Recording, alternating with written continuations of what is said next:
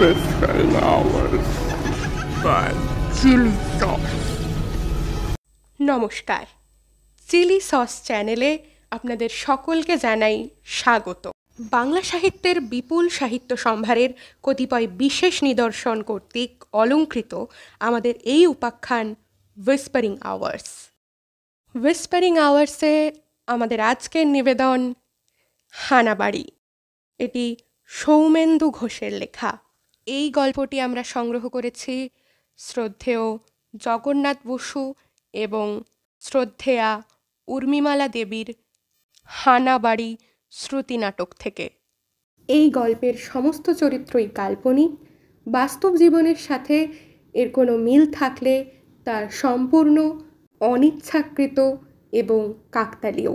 আমরা আশা রাখব চিলি সসের সমস্ত শ্রোতা বন্ধুরা গল্প শোনার আনন্দে গল্পটি গ্রহণ করবেন এবং আমাদের ভুল ত্রুটি নিজ গুণে মার্জনা করে নেবেন। শুরু হচ্ছে হানাবাড়ি। সদাশিববাবু আছেন? সদাশিববাবু? কাকে চাই? নমস্কার, মানে সদাশিববাবু আছেন? নমস্কার, আমি সদাশিব বাবু। কি ব্যাপার বলুন তো? আগে ব্যাপার সেরকম কিছু না। না, তবুও এতটা পথ যখন এসেছেন, একলা মহিলা, সন্ধে নেমেছে। ওই কাগজে একটা বিজ্ঞাপন দেখলাম, এই বাড়িটা নাকি বিক্রি হবে, তাই। ও হ্যাঁ হ্যাঁ, আসুন আসুন, ভেতরে আসুন।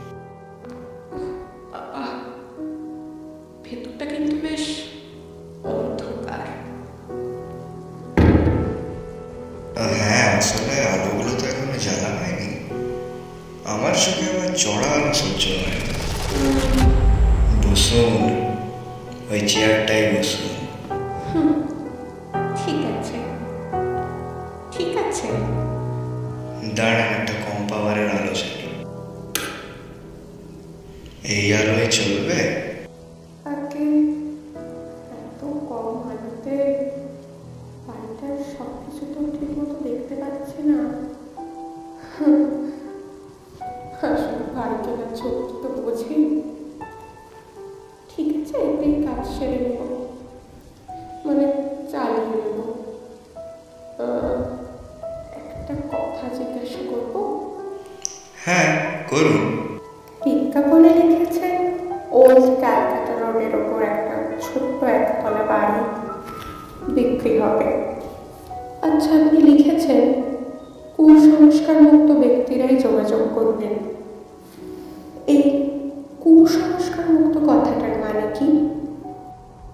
না না, কিছু না কিছু না। আসলে পাড়ার লোকগুলো খুব দুষ্টু তো, কেউ বাড়ি কিনতে এলেই তাকে ভয় দেখায় আর কি। তাই বুঝি? হ্যাঁ, নানা রকম ভাঙছি দেয়। ও, বলে কি জানেন, এ বাড়িতে নাকি ভূত আছে। আচ্ছা, আপনিই বলুন তো, বাড়িতে ভূত থাকলে আমি আছি কি করে? তা বটে, সে কথা তো ঠিকই, আপনি আছেন কি করে। তা সত্যি কি এ বাড়িতে ভূত আছে নাকি? আরে না না না না, বললাম তো, ওগুলো শুধু পাড়ার লোকেদের রটনা। ও, যদি অপরাধ না নেন তবে একটা কথা বলি। হ্যাঁ বলুন। আমি যখন বাড়ির ঠিকানাটা জিজ্ঞাসা করেছিলাম, মানে এক গানে তো বাড়িটা খুঁজে পাইনি, তখন বেশ কয়েকজন আমাকে জিজ্ঞেস করেছিল, জানেন, এই সন্ধেবেলায় আমি ওই ভুতুড়ে বাড়িতে কি জন্য যাচ্ছি। তখন আপনি কি বললেন? আমি বাড়ি কেনার কথাই বললাম। তারপর ওরা আপনাকে কিছু বললো নাকি?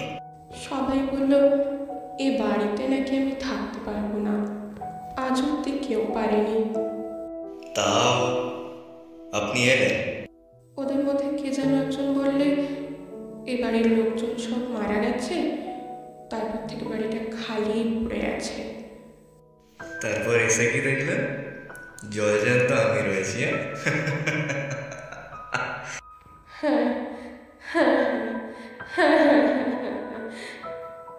অনেকেই বলেছিল জানেন এটা নাকি হানা বাড়ি। সত্যি নাকি সদাশিব বাবু? দেখুন, আপনার নামটা কিন্তু আমার জানা হয়নি। আগে রমলা। কমলা দেবী, ওসব কথায় বিশ্বাস না করে যে আপনি এখানে এসেছেন খুব ভালো লাগলো। আপনার নিশ্চয়ই কোনো কুসংস্কার নেই। পুরোপুরি নিজেকে কুসংস্কার মুক্ত বলি কি করে? তবে হ্যাঁ, আমার ব্যক্তিগতভাবে মনে হয় নিজের চোখে না দেখলে কিছু বিশ্বাস করা উচিত না। ব্যাস ব্যাস, ওটাই হবে। আপনি ঠিক বলেছেন। চলুন এবার তাহলে বাড়িটা দেখবেন। চলুন। বারান্দা দিয়ে ঘরে ঢুকে এটা হলো আমার বসার ঘর। দাঁড়ান, আলোটা জ্বালিয়ে।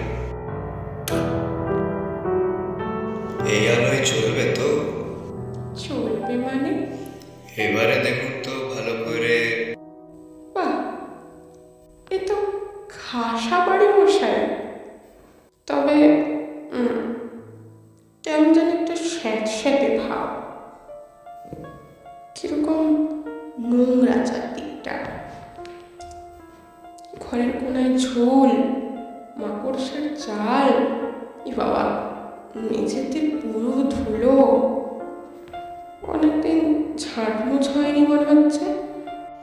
আসলে আমি একা মানুষ তো, সব দিক ঠিক সামলে উঠতে পারি না।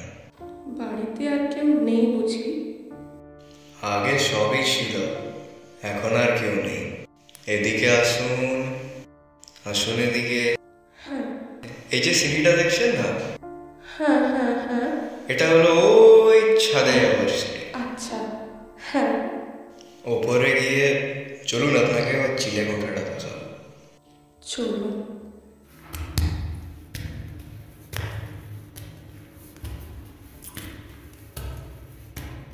বাহ, যত রাজ্যের জিনিস জড়ো করা রয়েছে। আর যা বলেছেন, এই ঘরটা শুধু গোদাম ঘর হিসেবেই ব্যবহার করা হয়। সদাশিব বাবু, উপর থেকে ওই দড়িটা কি ঝুলছে? কিসে? দড়ি? দড়ি কোথায় দেখলে? ওই যে উপর থেকে কড়ি কাঠ থেকে ঝুলছে দড়ি, ফাঁস দেওয়া। কোথায় কড়ি কাঠ? দড়ি আপনি দেখলেন কোথায়? হ্যাঁ,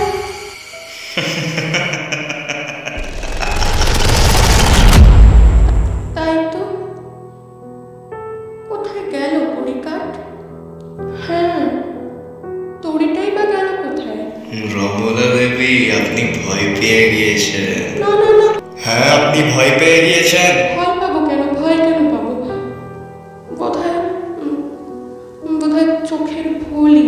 কিন্তু কিন্তু নেই, কিন্তু নেই, কোনো কিন্তু নেই। আমি আপনি ভুল দেখেছেন। ও আসুন, দরজা দিয়ে বেরোলেই ছাদ। হ্যাঁ হ্যাঁ। বাহ, দেখতে হাওয়া খাবার জায়গা তো। সুন্দর না? হ্যাঁ হ্যাঁ, হাওয়া। ওই গাছটা থেকে কি যেন উড়ে গেল কালো মতো, ওটা কি? ওই পাখিটা কি? পাখি? পাখিটা কি হবে হয়তো। না না। আরে আপনি দেখছি বললে ভীষণ ভীতু। হ্যাঁ, কিন্তু আমি স্পষ্ট দেখলাম সদাশিব বাবু, কে যেন উড়ে গেল। যাতে চলুন তাহলে নিচে যাই। হ্যাঁ, সদাশিব বাবু, বাড়ি জানেন তো আমার পছন্দ হয়েছে। তবে তবে আবার কি, আপনি নিশ্চয়ই কোনো দামের কথা ভাবছেন? না না না, ঠিক তা নয়। দাম না না, বেশি দিতে হবে না। 2 লাখ নাই কমিয়ে দেবো, সির্ফ 8 লাখ দেবেন। এরকম পর্শ এলাকায় এরকম বাড়ির দাম তো কিচ্ছু না। তা ঠিক বলেছেন, এত কম দামে এরকম এলাকায় বাড়ি পাওয়া যায় না বটে। তবে তবে মানে তবে আর কিছুই না। তবে কোনো ভূতের সাথে এক বাড়িতে থাকা আমার পোষায় না। কি বলছেন আপনি? আপনি কি বলছেন? কাকে আপনি ভূত বলছেন? আপনাকে। আমাকে? আমাকে আপনি ভূত বলছেন? আগে হ্যাঁ। কি করে বুঝলেন যে আমি ভূত? আপনার শরীর ভেদ করে ওপাশের দেয়াল দেখা যাচ্ছে। আপনার পায়ের ছাপ মেঝের ধুলোর উপর ঝুলছে না। আর আপনি দুবার আমাকে ভয় দেখানোর চেষ্টা করেছেন। আপনার নজর তো ভারী কড়া, কিন্তু আপনি ভয় পাচ্ছেন না কেন? ভয় পাওয়ার কোনো কারণ নেই তাই। কিন্তু মানুষেরা তো আমাকে দেখলেই ভয় পায়। তা পায়, তবে আমি তো মানুষ নই। মানুষ নন? তবে আপনি কে? ভূত। আমিও ভূত, তবে এমনি আপনার মতোই। সত্য মারা গেছে বলে বুঝতে পারছেন না।